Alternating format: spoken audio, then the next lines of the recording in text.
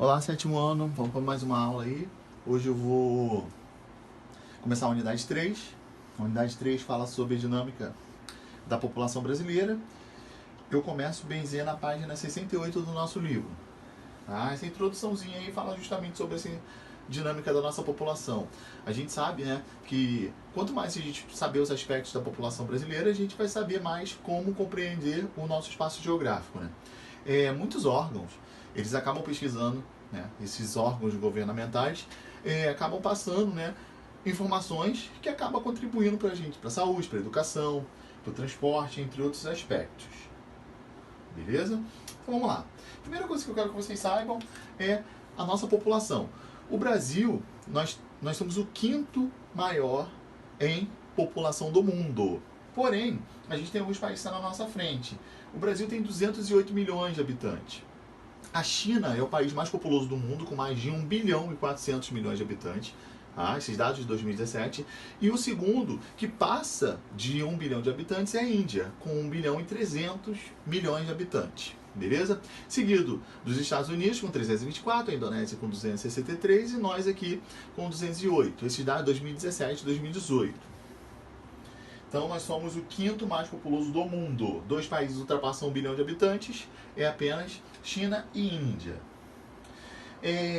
No mundo nós temos mais de 7 bilhões e meio de habitantes. Todos distribuídos de uma forma irregular, ou seja, países com mais populações, países com menos populações. Como eu já disse para vocês, a China e a Índia são os que são mais populosos, seguidos dos Estados Unidos, a Indonésia e o Brasil. Então nós temos os 5 países mais populosos do mundo.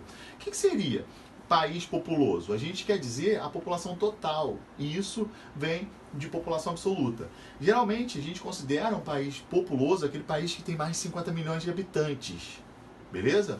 O conceito populoso, ele também é muito utilizado com o total de habitantes de um país, do território. Por exemplo, o Brasil, ele é mais populoso que a Colômbia. A Colômbia tem 49 milhões de habitantes. Por sua vez, que a Colômbia acaba sendo mais populoso que o Canadá, que tem 36. É tipo uma hierarquia em população. Beleza?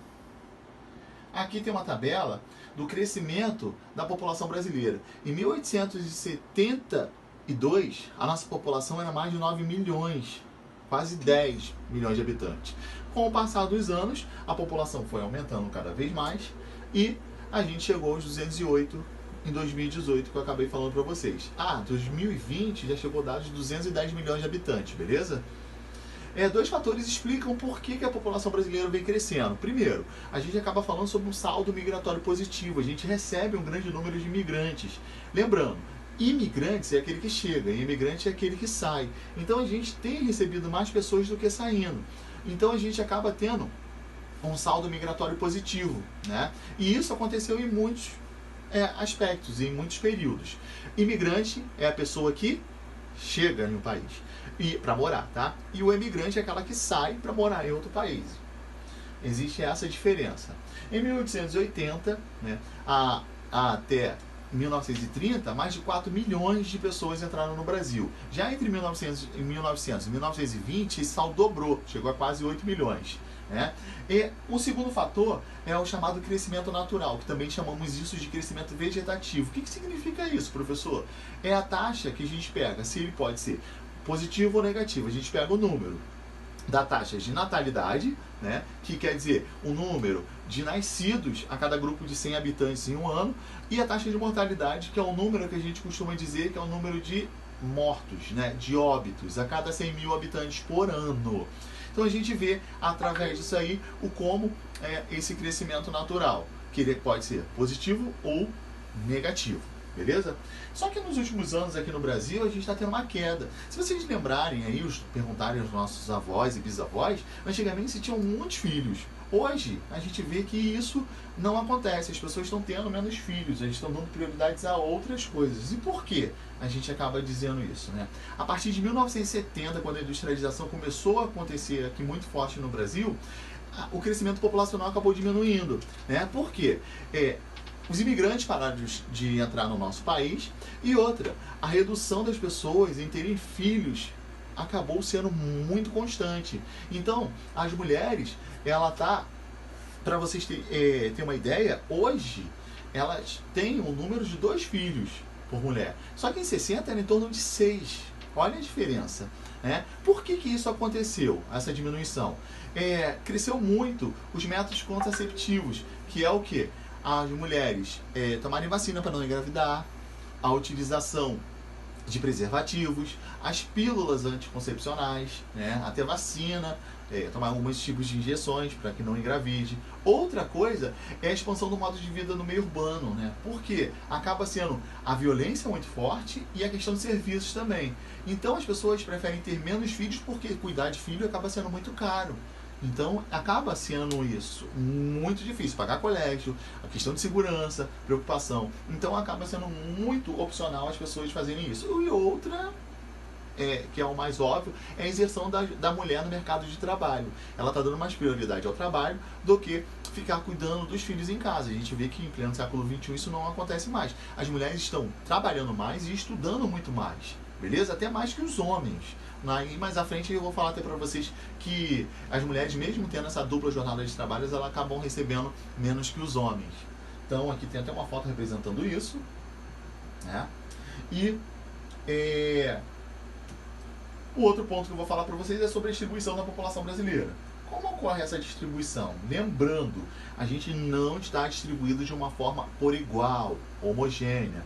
Então, o leste do nosso país, ou seja, a parte do litoral, é onde concentra a maior parte da população. Então, eu posso afirmar para vocês que o Brasil está distribuído de uma forma irregular.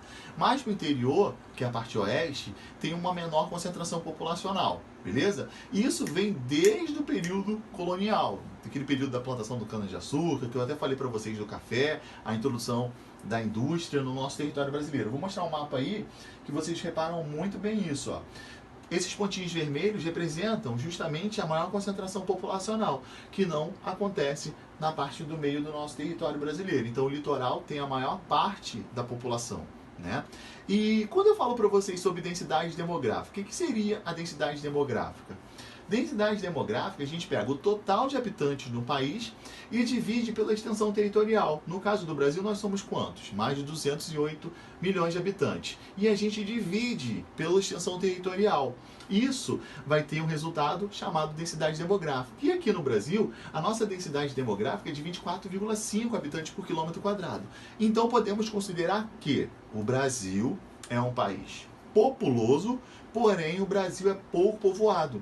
Então, a gente tem essa discrepância. Nós somos o quinto maior em população, por isso que nós somos um dos mais populosos, porém, quando a gente fala em distribuição, isso não ocorre. A gente é pouco povoado, que representa 24,5, beleza? Então, então quer dizer, professor, que a 24 habitantes por quilômetro tem uma distribuição boa? Não, como eu já disse para vocês, não temos uma distribuição regular no nosso território. É irregular. A densidade demográfica, ela não fala fielmente justamente com isso. Tá? Acabei de citar para vocês. Eu vou dar alguns exemplos de alguns países que ocorrem também isso. Por exemplo, Bangladesh, 164 milhões de habitantes com 144 mil quilômetros quadrados. Acaba sendo pequeno o seu território. Quando tem essa distribuição, divisão, acaba sendo elevado. Então, Bangladesh é populoso e também povoado. Como ao contrário da Rússia, que tem 143 milhões de habitantes. Isso podemos considerar o quê? Que é populoso. Porém, quando a gente fala em povoado, é 8 habitantes por quilômetro quadrado. Então é muito baixo. Então é pouco povoado também, como o Brasil. Beleza? Então eu quero que vocês entendam bem isso. Outro ponto que a gente pode falar da nossa população, que é o Brasil é um dos países que tem as maiores desigualdades sociais no mundo. Para vocês terem noção, 1% da população brasileira é considerada rica, que chega a ter uma renda média de R$28 mil, beleza? E aí, isso para a família. E 50% da população vive com R$754. Olha que diferença, dá 37 vezes a diferença dos ricos.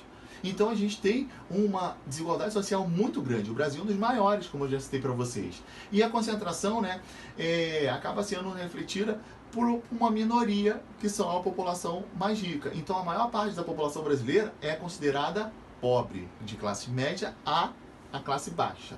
Beleza? Então a gente acaba...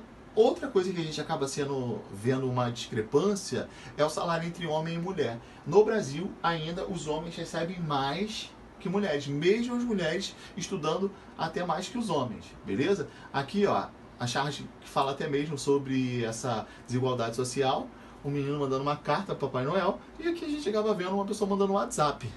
Então a gente vê uma grande diferença. Isso aí.